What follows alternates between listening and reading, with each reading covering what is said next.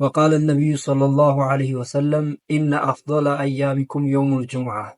ነቢዩ ሰለላሁ ዐለይሂ ወሰለም በሐዲሳቸው ከአላህ ከሰጣችሁ ቀናቶች ቤስት የሚባለው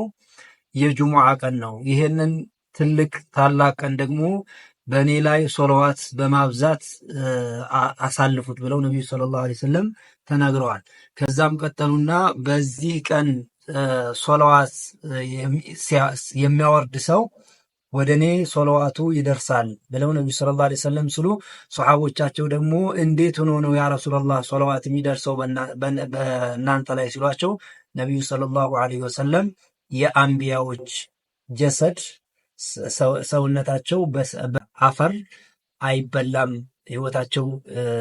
ሀይ ነው ብለው ነብዩ ሰለላሁ ዐለይሂ ወሰለም ተናግረዋልና ሁላችንም ሶለዋት ማውረድ እንዳንረሳ። ኢነላሃ ወመላኢከተሁ ዩሰሉነ ዐለን ነቢይ ያ አዩሀለዚነ አመኑ ሰሉ ዐለይሂ ወሰሊሙ ተስሊማ